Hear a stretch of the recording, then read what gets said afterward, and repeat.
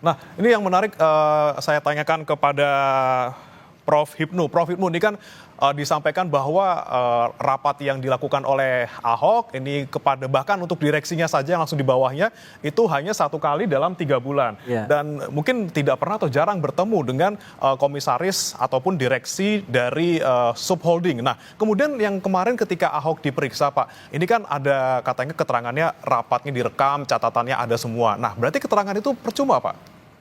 Ya, gini, saya sepakat Mas Heri ya. Jadi setelah mendengar dalam bidang BUMN ternyata memang ada komisaris pada tingkat holding dan komisaris tingkat subholding. Dalam suatu wilayah TKP, suatu perbuatan, objek perbuatan, itu adalah pada suatu Petra Niaga. Nah, dengan demikian siapa komisaris di Petra Niaga tersebut? Nah, itu yang paling dekat, yang paling bertanggung jawab terhadap semua pengawasan, semua kegiatan yang dilakukan dalam suatu subholding tersebut. Sehingga kalau terhadap Pak Ahok, ya mungkin bisa Mas, tapi sebagai pintu masuk dulu. Paling tidak karena Ahok kan bisa tahu sistem tata kelola jalur organisasi. Dari situ saya kira nanti kejaksaan pasti akan memanggil komisaris-komisaris ini. Artinya komisaris-komisaris ini harus tahu. Apakah tahu atau etok-etok tidak tahu. Nah, ini dalam ospek hukum luar biasa. Karena ini kalau memang betul etok-etok tahu, ada istilah pembiaran yang terjadi. Kalau kita lihat perbuatannya kan 18 sampai 2003, berarti 5 tahun. 5 tahun itu kalau memang mungkin tahu, itu suatu delik pembiaran.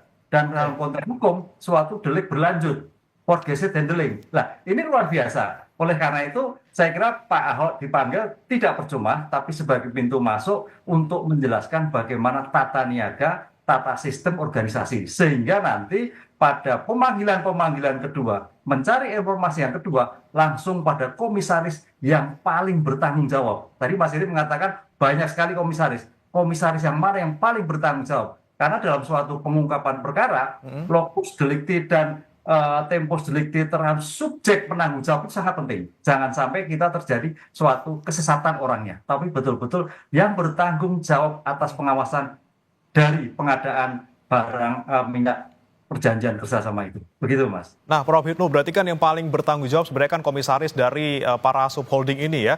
Dan kemudian kalau untuk Ahoknya sendiri, Prof. Hipnu, ini apakah mungkin nanti bisa ada pasal-pasal yang dikenakan, misalnya dia lalai untuk mengawasi di bawah-bawahnya atau subholdingnya atau seperti apa? Atau terlalu jauh sebenarnya posisi Ahok ini? Kalau melihat suatu locus delicti-nya dari suatu organisasi terlalu jauh, Mas. Oke. Tapi paling tidak dari keterangan Ahok akan memberikan suatu informasi yang akurat. Karena jangan sampai kejaksaan juga melakukan penyidikan yang tidak akurat gitu. Dengan pernyataan Pak Ahok ini akan memberikan jalan yang jelas. Karena dalam suatu pengungkapan perkara itu, ketelitian, kejelian akan memberikan suatu gambaran. Jangan sampai ketika membuat suatu dakwaan obskur, kabur. Lah, ini yang dilakukan. Sehingga sangat penting sekali Pak Ahok yang akan membackup suatu komposisi bagaimana jalannya suatu judul pengadaan dan pertanggungjawaban. Sehingga dalam cermin pembuatan BAP, cermin dalam pembuatan dakwaan akan jelas dan tidak sedikit adanya suatu kecerobohan dalam pembuatan. Oke. Ini akan menjadikan terang benderang bagaimana suatu proses pengadaan di Pertamina tersebut. Oke, Mas Zainur Rohman juga menilainya seperti apa, Mas Zainur? Apakah memang peran Ahok di sini agak terlalu jauh kita kaitkan dengan korupsi di PT Pertamina Patraniaga dan juga 2 subholding lainnya? Ya, kalau dari perspektif penyidik itu punya tujuan cuma satu, menguatkan sangkaan yang nantinya akan diubah menjadi dakwaan. Itu dari perspektif penyidik.